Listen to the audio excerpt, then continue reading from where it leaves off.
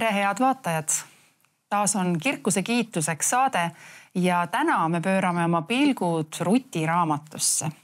Aga enne veel, kui me selle naise elu juurde läheme, ma nagu alati tutvustan neid külalisi, kelle me tänaseks saateks oleme siia kutsunud. Hea meel on ütelda taas tere sulle Ettel Suurküla. Tere, Külvi ja Helina. Ja loomulikult tere Külvi jälle. Tere. Nii suur rõõm on kuidagi sinuga neid saateid teha.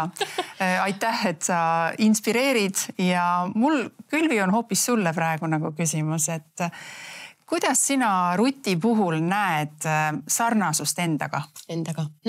Nii lihtne küsimus. Siin on üks sõna, mida me ilmselt tutvustame täpsemalt ka või siis ma teengi võib-olla kohe. Ja eesti keeles see sõna on hästi pehme. Ütleb hoidis tema poole, hoidis tema poole. Hoidis tema poole. Ja terves piiblis on see eesti keeles nii. Aga inglise keeles on see sõna cling. Ja heebrea keeles tähendab ka nagu liimus külge.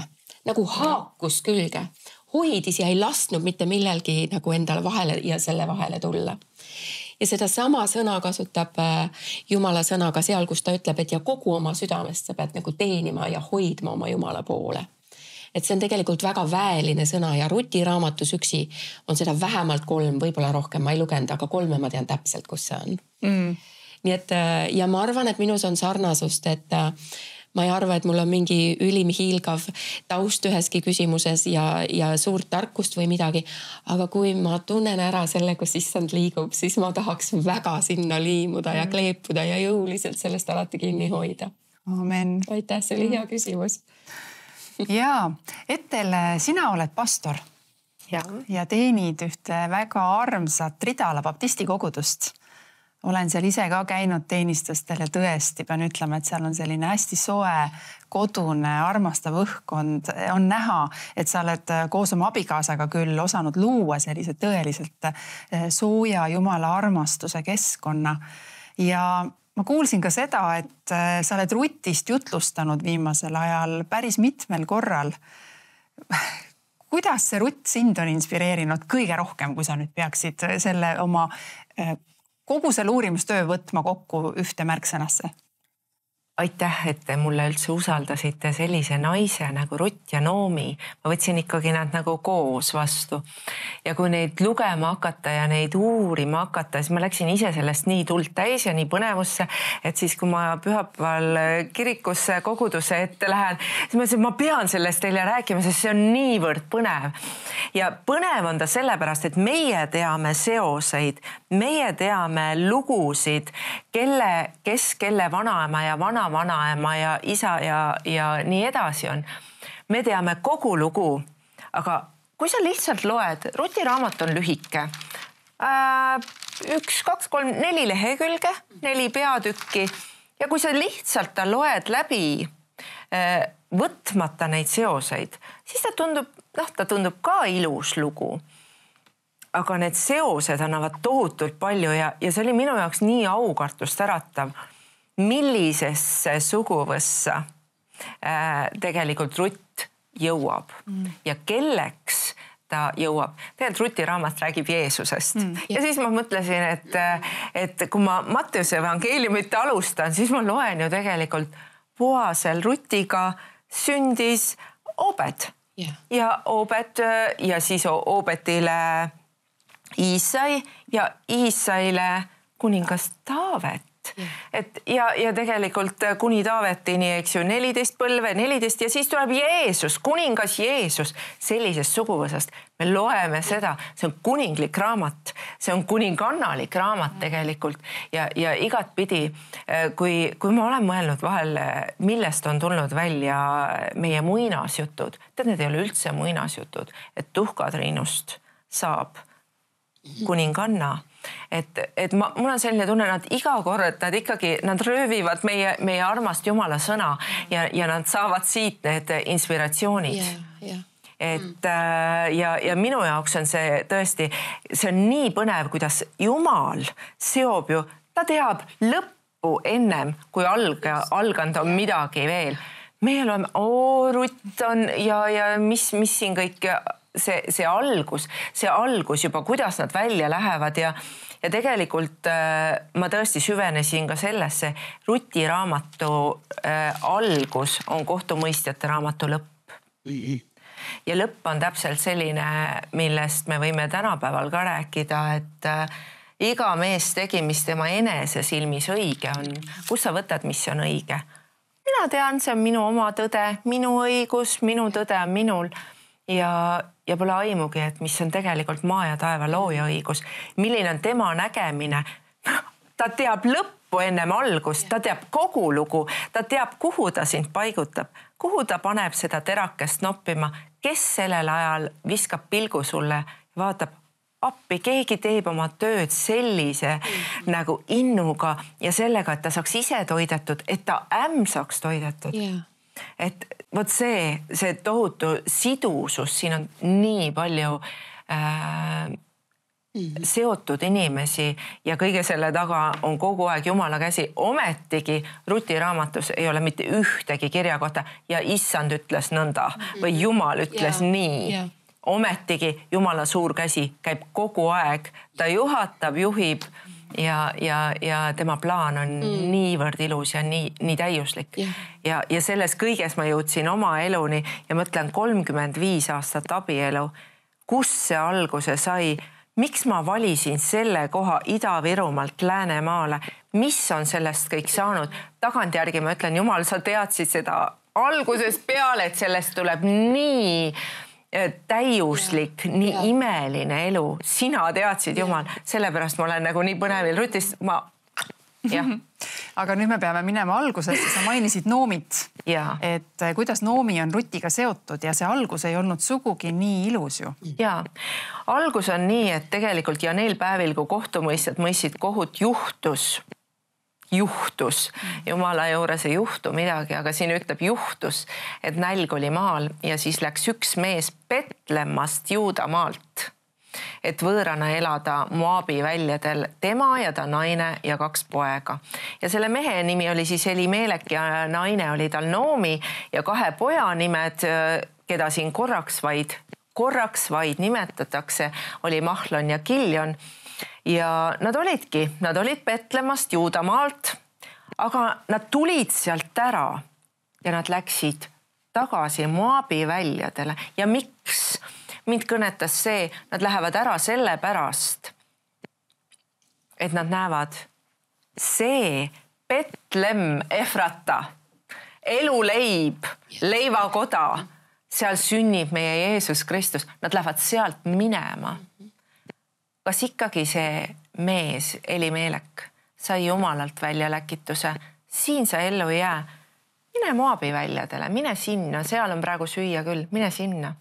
Tegelikult siin edasi ütleb selle, et ta ei mõelnud, et ma käin korraks ära, vaid ta siin nagu, ma arvan, et ükski sõna piiblis, ma usun sellesse ükski sõna, ei ole pandud kogemata ega juhuslikult, vaid nagu öeldakse, et iga täpp ja kriips on niivõrd oluline.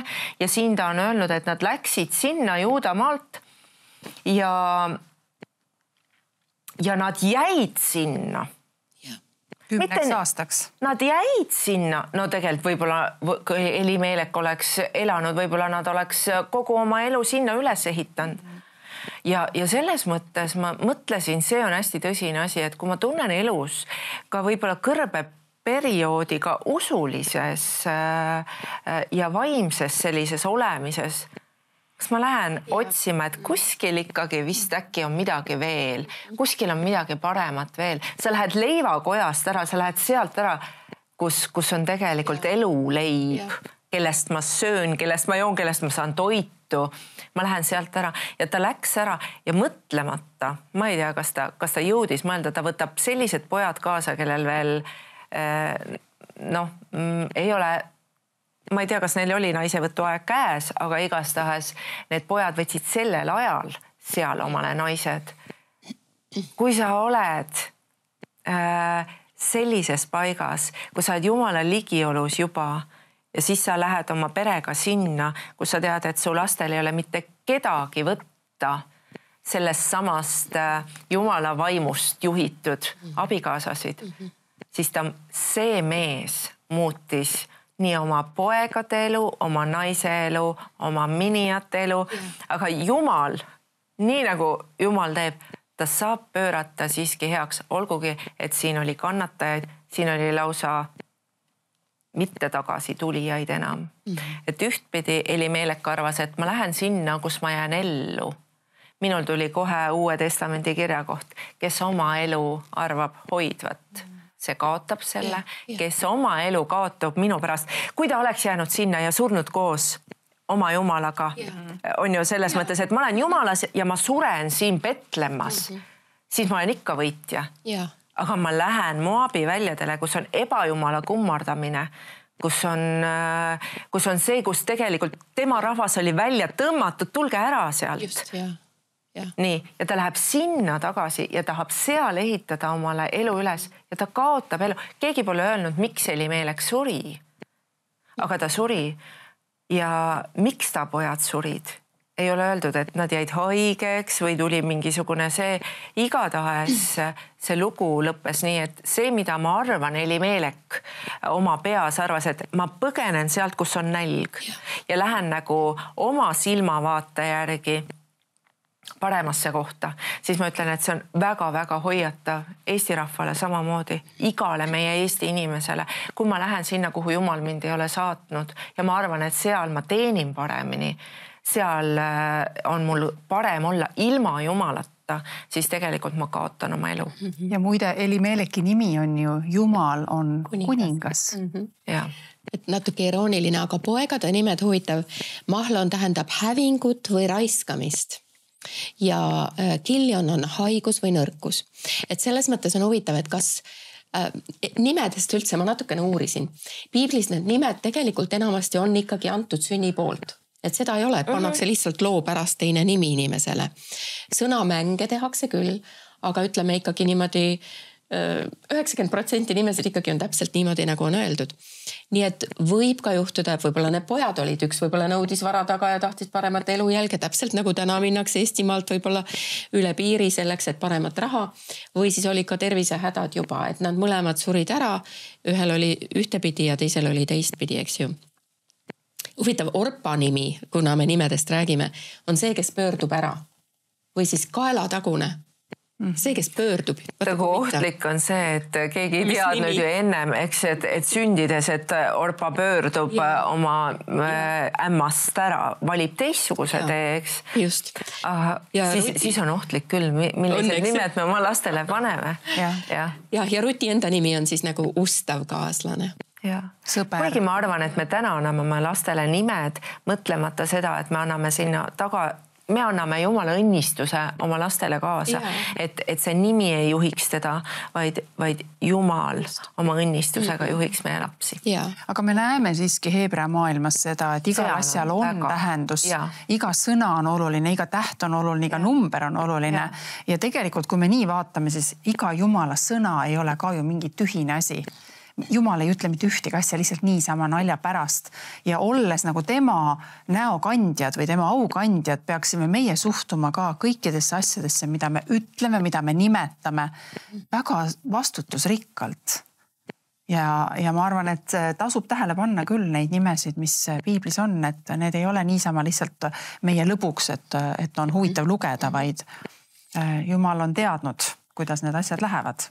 Jah, aga tagasi tulles tõesti selle juurde, mis sa ütlesid, et see mees läks välja nälja ajal, eks ole. Aga miks ka? Ma mõtlen, miks anti Betlemmase aeg nälg? Jumal andis selle pärast, et nad tähelepanu saada. Endale. Mina olen Jumal. Nagu ikka. Otsige mind, aga ta läheb hoopis minema. Just, ja mis siis juhtub on see, ja mis siis juhtub, kui sa lähed nagu oma elu otsima. Tegelikult nüüd ta jättis oma abikaasa ja oma minijad. Kõik lõnga otsa rippuma. Tegelikult nagu mitte mingit kindlust enam ei olnud, sest et sellel maal, kui sa oled lesk või orb, selles mõttes sa oled lesk, et siis sul ei ole mitte midagi. Selles majanduses tegelikult ka ei olnud mitte mingisugust kaitset neil. Ei füüsiliselt, moraalselt ega finantsiliselt. Ja vaimselt samuti. Vaimselt, absoluutselt. Need jumalad on nagu väga erinevad, eks ole, pärast hiljem erinevad valitsusstiilid täiesti. Nüüd sa mainisid Orpat ja ka Rutt ja Orpa. Sina rääkisid Orpast. Sina mainisid Orpat. Et Rutt ja Orpa, kes nüüd hüppasid siia siis minijatena, Noomi minijatena ja see lugu läheb siis edasi niimoodi, et ühel hetkel Noomi ikkagi tunneb, et nüüd on leib tagasi leivamajas. Jumal on õnnistanud, ta on andnud armu ja seal on lootust midagi leida. Natuke sükene nagu Vanatestamendi kadunud tütre lugu, et Uues testamendis samamoodi läks, et külluses ma läksin ja tühja käsi ma tulin tagasi. Et pisut sarnane motiiv oli, kui nad siis tulid, hakkasid 3 naist tagasi tulema Petlemma poole, kellest Orpa tõesti pöördus ära ja mõtles ringi, et ta siiski ei järgne neile, aga Rutt. Aga vaata, kuidas Noomi andis nagu võimaluse. Seal on ka jälle see seos Uue testamendiga, et Rutt andis neile valida tegelikult. No mõlemale tegelikult Noomi andis valida, eks ju, nii Rutti oma 2 minijale, et valige. Ühtpidi ta ütleb, et jääge siia, see on teie maa, see on teie.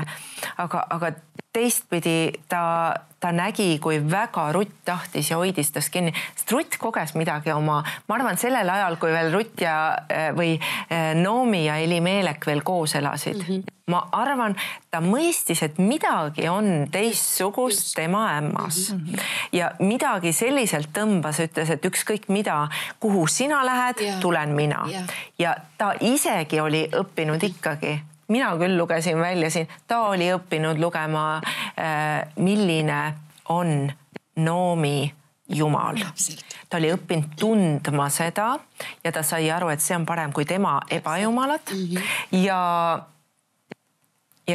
minul on isiklik seos Ruti raamatuga see, et 35 aastat tagasi meie laulatusel. Minu isa laulatas meid ja ta luges siin.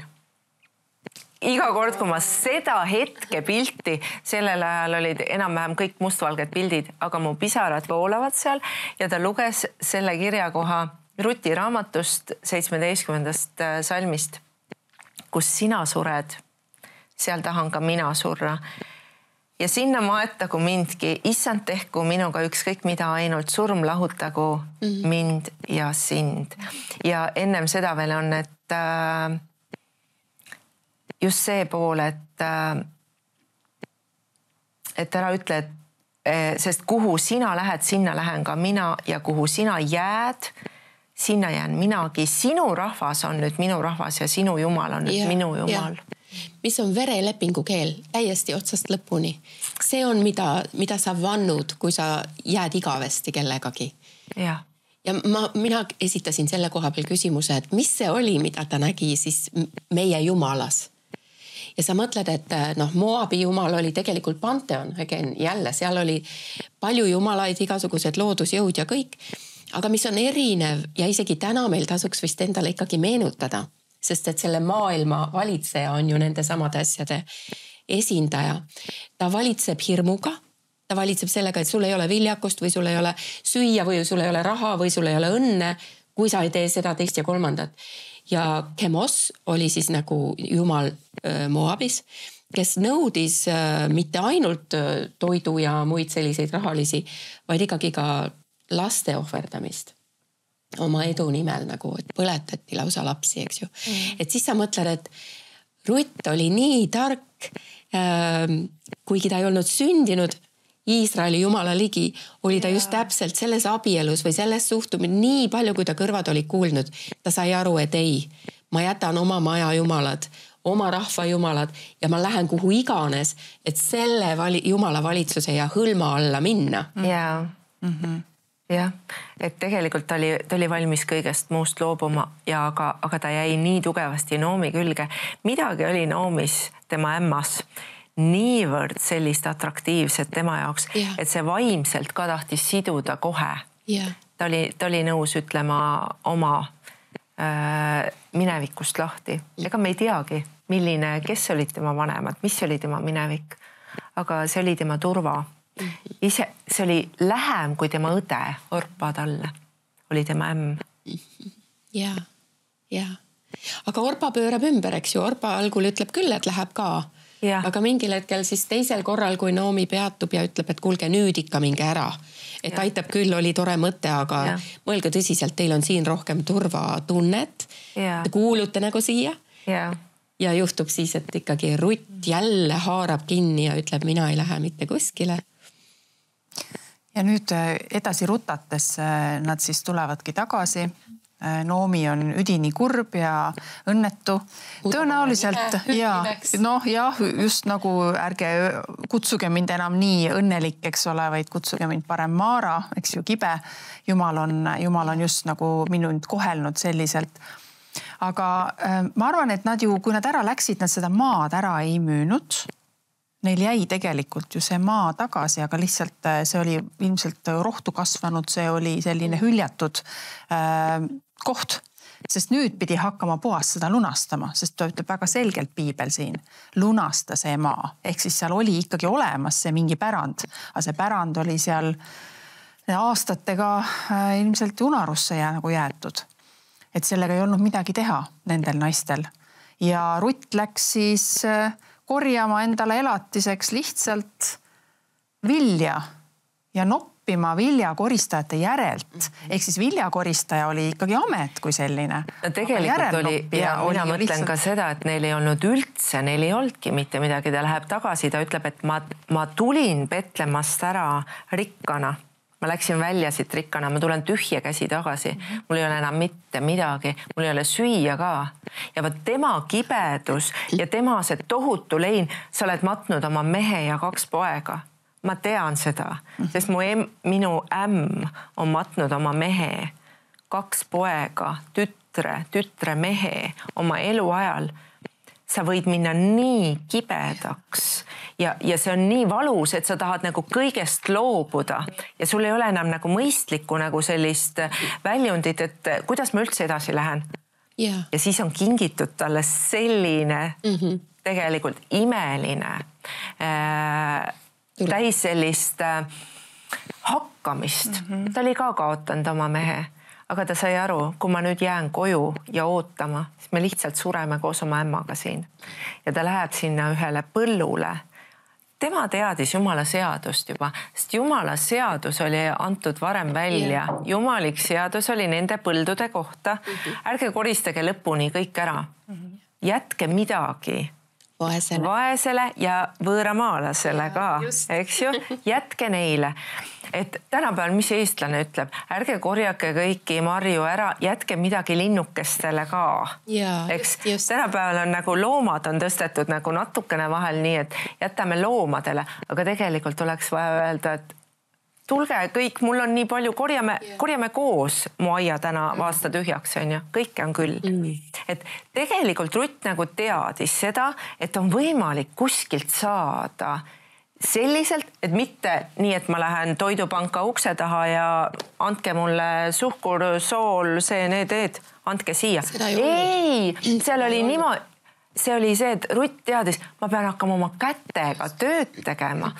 Aga tänapäeval me teame, kätega töö on meile tohutult abiks, kui me oleme mures ja kui me oleme ka mitte ainult mures, vaid kui meil on rasked ajad, siis öeldakse, et mine kõndima või mine hakka midagi tegema.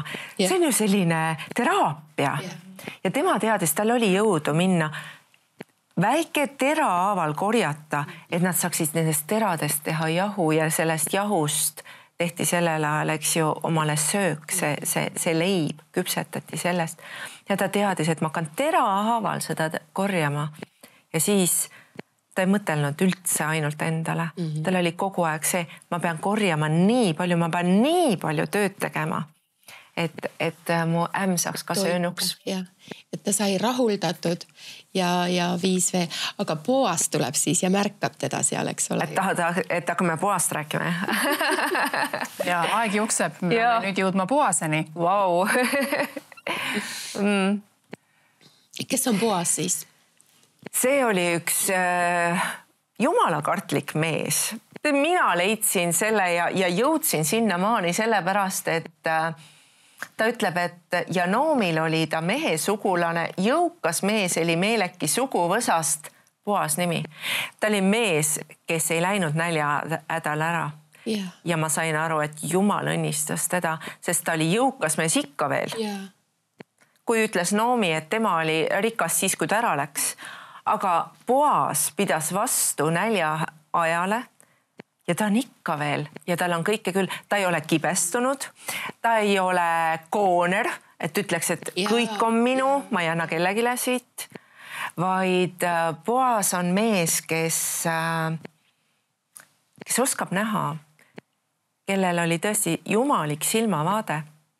Ja mina ütlen ka selle puhul nagu jumalik silmavaade, Jumal näeb, mis on südames, mis on mitte, mis on väljapool, sellepärast, et ma ei leidnud Ruti raamatust, et siin oleks kirjeldatud, milline Rutt välja näeb. Milline imeline naine. Palju on neid kirjakohti piiblis, kus kirjeldatakse, et kui ilus naine ta oli, eks ju, et Moosese naine oli, ei. Abrahami naine, eks ju, ta pidi lausa ütlema, et ei, et sa mu õde, sest ta on nii ilus, kõik tahtsid teda endale, eks ju. Aga siin Ruti kohta väliselt mitte midagi. Aga Ruti kohta? Juba teati Ruti kohta, kui tugevalt sisemuselt ta oskas olla teiste inimestele nagu toeks, abiks, kõige raskematel aegadel korjata selliseid väikseid terakesi kokku ja sellest on midagi nagu öelda, et tema tõi need rõõmuterad kohale, millest muutus tema ämma nimi uuesti õnnelikuks, eks ju. Aga ikkagi me ei jõua Boaseni, või ju. Jah, kaks asja, mis on vist väga võimsalt niimoodi inimeste mällu söömind on see sööbinud. On see, et piibel ütleb ja Rutt osutus olevat tema põllul. Ja nagu sa juba ütlesid, no me osutume ju tegevat seda. Siin ütleb eesti keeles piiblis, temale juhtus juhuslikult põlluosa. Ja Jumala käsi on nende juhtumiste sees, et me võime usaldada seda, et issand juhib seda momenti, kus lootusetusest sa oled korraga ühendatud jumaliku plaaniga. Sa ise veel ei tea, sa hoolitsed ainult oma ämma eest tegelikult, et ellu jääda. Ja mida Boas küll ütleb hiljem Ruti kohta on õnnistatud olgu see naine, kes ei ole unustanud ära oma surnuid ja oma ämma, kes on järgnenud. Ja vot see oli nüüd ilu asemel oli tema nii-öelda see kiitus see, et see naine oli osanud olla ustav, olles pagan, olles hoopis teisest kui... Kogu aeg rõhutatakse Moabi naine Rutt. Moabi naine Rutt, aga ta jagas ära vaimseid prioriteete ja tõdesid ja ta tegi midagi, mida võib-olla iga tavaline lesk ei oleks isegi osanud teha. Ja Boas tundis selle ära ja järjest kõrgemale ta teda nagu aitas, eks ju. Istu lauda, istu naiste hulka, vaata, et noormehed sind ei kiusaks põllul. Ta pani talle täieliku kaitse ümber. Ja siis hakkab juba Noomi küsima, et kuule, see toit on liiga hea. Sa tood liiga palju koju. Need terad on juba küpsetatud, kuidas sul seal ikka läheb, eks ole ju, et see oli nii huvitav. No mina ikka väidan, et Boas oli armunud esimesest hetkest, et võib-olla just ka sellesse, et mida ta oli kuulnud Ruti kohta juba oli nii hea, et ei olnudki raske panna kokku jumalik särts anti talle ka taevast, et see naine on tema jaoks just selline, nagu tema meelest üks naine võibki olla. Aga seal oli üks teine mees vahel, eks ole ju, kes oleks võinud kõik lunastada ja... Sellepärast ma nagu imetlen Boast. Sa võid olla juba armunud. Sul võib olla nagu kõik plaan, et mina lunastan sinu. Ja ometigi ta astub sinna, kus tegelikult ta läheb sinna väravate juurde, kus on 10 linnavanemat kohal, kus tegelikult pannakse kõik asjad paika ja siis öeldakse jälle, et see, kes oli lähemal lunastaja, kes oleks võinud Noomit ja Rutti aidata, teda ei olnud nagu ennem nähtud ja nüüd juhuslikult jälle tema on ka seal. Ja siis on niimoodi, et ta ütleb talle variandi, kuule, selline põllumaa on, sa oled kuulnud, Noomi ja Rutt on tagasi, Noomi on tagasi, Rutt polnud võib-olla nii, aga juba tast räägiti. Ja ta annab talle võimaluse. Ta ütleb, et kas sa lunastad nende põllud. Ja tead, see mees oli niisugune ärivaistuga või selline, muidugi põldu tahan juurde. Ja siis ta pidi alla neelama selle, et aga mis nüüd saab? Sa pead põlluga koos saad endale selle naise. Kes võib vilja veel kanda, kes võib poja sünnitada. Ja vaat siis ta ütles, selleks ma valmis ei ole. Ma kujutan ette, et siis Boas oli et mina küll tahaksin. Mina olen selleks valmistunud. Ja siin oli jälle see omandi rida, sest me lihtsalt vaatajale võib-olla meenutuseks, iga vend sai küll täpselt sama osa, aga esmasündinule oli kaks osa. Aga iga kord, kui tuli üks uus poeg juurde sealt, siis juhtus ju, et üks osa tuli juurde ja ka esmasündinu osa nagu vähenes selle võrra. Nii et kuskilt sa näed seda enesekasu otsivat kalkuleerimist, mille tõttu siis see mees ütles, ei, mina seda teha ei taha. Huvitav, ta annab oma sandaali, et see siis tähendab, et olgu, minu õigus on nüüd sinu õigus. See on selline komme siis. Aga kuulge, Ruti raamatu juures peab kindlasti selgitama ikkagi seda, kes oli see lähem sugulane. Sest see on üks väga oluline läbiv teema siin. Kas sa oskaksid kirjeldada seda, et ma võin lugeda siit piibliteksti võib-olla ja siis sa natuke äkki seletad juurde, et miks see oli nii oluline, kes on see lähem sugulane ja mis oli tema kohustus? Tegelikult kasutame ju seda veel tänagi. Mina lihtsalt sellepärast tean, et minu abikaasa oli armees. Ja kui armees on selline lugu, et keegi näiteks hukkub, siis teavitatakse esimest sugulast. Kui esimest ei ole, siis minnakse järgmisele ringile. Ja pärandi õigusega tegelikult ka Eestis täna veel on. Et kui keegi lahkub, siis jälle otsitakse üles kõik esimene ring, kui sealt kedagi ei leia, siis läheb. Ja seda, kui inglise keeles öeldakse next of kin. See tähendab, et siis sinu sugulastest nagu järgmine ring. Kogu aeg otsitakse, et see on legaalne, kedagi ei huvita. Kui tark või vägev sa oled, vaid huvitatakse puhtalt ainult vereliini pidi, et kas sa oled sugulane. Ja siin see 3. Moosese raamatus on selline käsk, et kogu maal, mis on teie valdusest, laske maad lunastada. Kui su vend jääb kehvaks ja müüb midagi oma maa omandist, siis tulgu lunastama see, kes temale on kõige lähem ja lunastagu, mida ta vend on müünud. Ja see õigus laienes ka isikutele, kes olid müüdud näiteks orjaks. Nii et see lähisugulane heebrea keeles on goeel. Üks selline väljend, mida kasutatakse ja Vanas Testamendis teda üldiselt siin nimetatakse siis lähem sugulane, mujal ta on lunastaja. Lunastaja nimel ja me teame, et tegelikult lunastaja on issand ise. Et see paralleel on väga selge. Tavaliselt käib see Jumala kohta, aga siin antud juhul on ka päris konkreetne seadus, mida nad tõenäoliselt ei olnud sunnitud seda tegema, aga see oli soovitatav. Et nii nagu see üks sugulane loobus sellest ahvatlevast pakkumisest ja teine sugulane tundis, et see on õige, nii tuleb teha ja võttis selle vastu. Et väga huvitav. Seadus oli, jälle me tuleme tagasi nende pärandiõiguste peale ja juubeliaasta juurde ka. Meie ütleme ka, täna meil on juubeliaasta. Mida see piibelikult tähendab, on see, et igaüks saab tagasi oma algse pärandi. Aga mõni ei jõudnud ära oodata juubeliaastata või see enne ära surra, siis oli võimalus kohe lunastada, kui sul leidus see keegi, kes sind aitab välja. Ja isegi juubeliaastatel tuleb välja Vana Testamenti lugedes, et inimesed vahel kalkuleerisid. Vahel ütleb, et ma pidin laenu andma, aga ma ei tahtnud anda, sest et ma teadsin, et aasta pärast tuleb juubeliaasta. No ma ju kaotan selle siis. Et nüüd ma hoian tagasi, aga seda Jumala sõna siis kutsub nagu kurjuseks. Et nii ei tohi mõelda. See on enesekasu püüdlik mõtteviis nagu. Aga enne olime väga romantilise koha peal.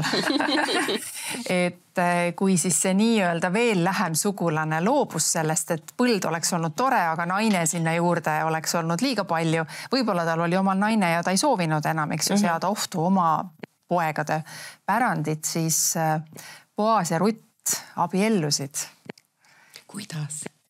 Kuidas nad veel abiellusid? Kuidas nad abiellusid? Räägi. Abielulugu. Sa olid kohal. Jaa, las ma räägin teile.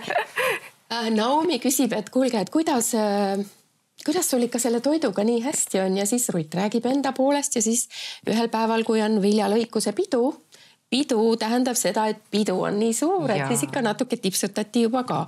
Vili on aitades, tööaeg on läbi, nüüd on puhkeaeg. Ja jälle meesterahvas läheb magama, aga Noomi teab, kus ta magama läheb ja kuidas ta seal on. Ja ütleb, aga nüüd sellel ööl, Rutt, sina mine ja mõtle. Mine temale sinna hõlma alla, mine tal hästi ligi. Ja siis Boas öösel magab ja korraga öösel, nagu me vahel võpatame ja tunneb, et oi, noor naine on mu jalgade juures. Nüüd meile tundub see jälle niisugune mõistuse vastane, millest me siin räägime, keegi ronis kellegi hõlma alla öösel. Aga tegelikult õlm on nüüd see sõna, mis on ka tiivad. Vaata, laul 91 ütleb see, kes minu tiiva varju tuleb tiiva. Ja uues testamendis Jeesus ütleb uuesti, et kuidas ma tahaksin teid kui kanapoja, kes oma tiiva alla koguda. Teine sõna selle kohta on hõlm, mis on ka see, kui Jeesuse hõlmast haarati kinni, tuli tervenemine. Või kui kuningas jalutas ja tuli templisse, mäletate seda visiooni, mis on Jumala kohta ühel prohvetil, ta räägib, siis au täitis templi, aga tema hõlma, see oli tema hõlma parameetris. Nii et tegelikult hõlm tähendab kogu tema olemust, kui sa oled Kristuses, siis on sinus pääste ja õnnistus. Väljapool seda hõlmaliini sul seda ei ole. Et see, et keegi upitas ennast sinna hõlma alla ja vaatas, kas ta nüüd võetakse vastu või mitte, tähendas seda, ma tahan osa saada sinu pärandist. See oli tegelikult abielu ettepanek. Ja, naise poolt. Ja see ei olnud sugugi häbitu. Tal oli ju tegelikult ka õigus seda paluda ja et me ei peaks seda nagu vaatama, et kuidagi lähenes mehele, vaid... Poolehoid oli juba kasvanud sellepärast, et kus ta ütleb ka, et sa oled nüüd oma armastust avaldanud paremini kui enne. Ütleb Boas kuskil. Mis tähendab seda, neil tõepoolest juba oli selline poolehoid, nad ju nägid, et Boase süda on absoluutselt Ruti pool. Kas ta ei öelnud ka, et sa ei jooksnud järgi noorematele meestele? Ehk siis Boas pidi olema natukene eakam juba, küpsem. Ja võib-olla ta ei olnud endast nii tugeval arvamusel, et kõik noored naised nagu teda tahaksid vaadata, on ju. Aga seal oli, ma arvan, kui see südamete tundmine, südamete tasandil, on ju, et see seob palju rohkem kui see väline. Just. Ja. Aga Boase kohta on tegelikult ju ka meil teada üks väga eriline fakt, et tema ise oli ju täpselt samuti pagana päritolu. Sugugi mitte ju puhast verd juut. Mitte pagana päritolu, aga tema ema. No selles mõttes ongi juured ju pagana päritolust, et tal ju ema oli ju kõige ehtsam Hoorrahab, ütleme siis ära. Et tegelikult ma arvan, et seda ei ole ilma asjata selliselt pandud ka piiblisse mitu korda kogu aeg korrates, et aga ta sai oma lunastuse tänu sellele, et ta tegi õiget asja. Ja, just. Ta oli kuulekas, ta tegi ühe õige asja ja sellega ta sai oma lunastuse. Ma arvan, et siin selle kõigega on ka see kuulekuse teema ka, et Rutt kuulis oma ämma sõna ja ta tegi seda rõõmuga, sest Noomi teadis, kuidas Rutti juhtida sinna maani, et sellel põllul kellegile ta silma jääks. Sellepärast mina ütlen alati inimestele, kes ütlevad, et mul ei ole tööd ja istun siin kodus ja täpselt samamoodi nagu kibedus tuleks sisse, siis ma ütlen, mine tööle. Teekonnal tööl, sa ei tea kunagi, keda sa seal kohtad, kes sind kohtab, kes sind näeb, kui virgad käed sul on, millise suhtumisega sa oled. Sellepärast ma arvan ka, et see, kuidas Rutt suhtus seal ka teistesse tüdrukutesse seal põllul, see oli nähtav Boasele ja sellepärast ma ütlen, kui ohtlik on olla selline, et ma vahel lähen endast välja, kas suvalises kohas ja ei ütle selliseid sõnu, mis on nagu armastusest öeldud sõnad. Sest võib-olla ma selle inimesega kohtun üks kord, aga see inimene on võib-olla võtmeküsimus, võib-olla minu järgmises töökohas või kuskil. Sellepärast on, et nii kui Taavet ütleb, et Jumal, pane mulle lukk suu, et ma valesi sõnu tänasel päeval hommikupalud ei ütleks, sest ma ei tea, kellega ma kohtun. Just. Ja see on ka Jumala kartus ja Jumala usaldus mõlemad. Et tuleks päriselt see jumalik armastus pooleks välja. Mul tuleb sellega meelde üks natukene naljakas lugu, mis on väga hea, ma arvan, siin jagada. Ma mäletan, kui ma olin noor, siis ma nägin ühte väga säravat naisjutlustajat, väga säravat, inglisekeelne oli. Me olime kõik tast vaimustuses, kes me teda kuulasime ja siis ta ütles ühe sellise asja, ta oli vallaline ja ütles, teate noored, iga kord, kui mina olen Jumalaga järjest mida lähemal ma Jumalale olen, seda rohkem hakkavad noormehed mulle tähelepanu pöörama. Aga et kui ma olen nagu oma sellisest kutsumisest väljas väsinud või hakkan ise mõtlema, et kellega ma peaks abielluma, siis ma tegelikult nagu mu fookus läheb ära ja ma ei ole enam ilmselt siis niivõrd atraktiivne, eks ole, see oli tema mõte, ma neid sõnu täpselt ei mäleta. Aga ma pean ütlema, et see on tõsi. Kui ma vaatan kedagi, kes liigub tema võidmises, siis selles on midagi sellist, mis lihtsalt tõmbab ligi ja see toob ka selle tõepoolest, kes Jumala plaanis on võib-olla sulle partneriks mõeldud. Nii et tasub, ma väga toetan seda, et tee seda, mis sinu südames on oluline, püsi ustav sellele ja küll siis ka õige noormees või härrasmees paneb sind tähele, kui see on sinu soov abielluda, et seegi olgu Jumala kätes. Selle asemele pürgida mehe peale poole ja mõelda, et enne minu kutsumisest ei saagi asja olla, kui ma abielus olen.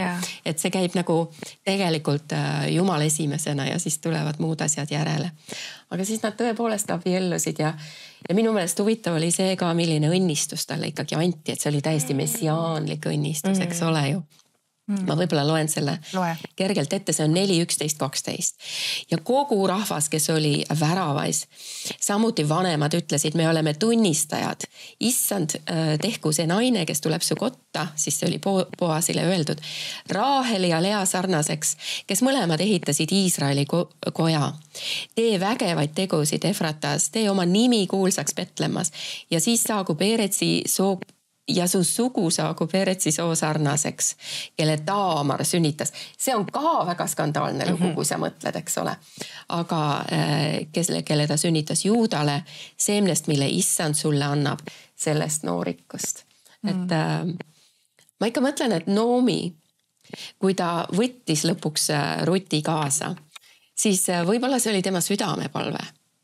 Sest et tegelikult ka nagu rahvas ütleb, rahvas ennem kui üldse Rutist palju juttu läheb, on see, oi, Jumal andis sulle selle abilise. Tema on umbes, Rutt oli omakorda Noomile peaaegu, et mingis mõttes päästja. Tema läks välja, tema tegi seda toitu, tema hoolitses kõikide nende asjade eest ja kandis kogu aeg ette siis ka, mis nagu toimus Boasi juures. See näitab, ma arvan, seda, et on võimalik kõige suuremast kibedusest, valust saada üle. On võimalik saada terveks. See on see lugu. Ja Noomist sai ju beebi imetaja. Jaa, see oli eriti armas, eks ole ju. Tihtipeale oli siis sellises iitses maailmas, et imetaja oli ka vahel erinev ja eriti kui oli rahvaga tegu. Öeldakse, ema piimaga tulid mõned asjad sisse, me eestlastena ütleme ka seda ja tegelikult imetaja roll oli tegelikult väga oluline, ja Noomi sai enda sülle beebi, keda imetada. Väga ilus lõpp. Ma siia mõtlesin teha väikest reklaami. Eesti keeles ei ole väga palju raamatuid tegelikult, mis räägiks piiblinaistest, aga siin Roy Hessioni poolt on kirjutatud Meie lähim sugulane. Lisalugemist, kes iganes tahab veel juurde lugeda kõiki neid taustsüsteeme ja just neid samu küsimusi, et miks keegi midagi võis teha, mida võis tunda, kuidas me kristlastena täna võiksime seda lugu lugeda. Lihtsalt väike soovitus, et kui teil kellelgi on raamaturiiulis või leiate raamatupoes, siis teadke, et on võimalik veel ka lugeda endale juurde. Aga aitäh, Külvi, aitäh Ettele, et taas kord olite siin laua ümber, oli väga tore ja põnev aeg. Sama siin. Ja omalt poolt siin ei ole midagi muud öelda, kui et tahaks soovida teile rohkeid õnnistusi. Taas kord kordan ennast, palun lugege Jumala sõna, see on nii rikas, see on nii hea lugemine, see õnnistab teid ja mis siis muud, kui kohtume taas järgmises Kirkuse kiituseks saates. Armas televaataja, loodan, et sul on olnud hea ja kasulik aeg meie seltsis. Toetades TV7 tööd, osaled ka ise hea seemne külvamises, mis võib olla õnnistuseks paljudele. Ole julge külvama, et ka lõikus võiks olla rikkalik. Aitäh sinu panuse eest!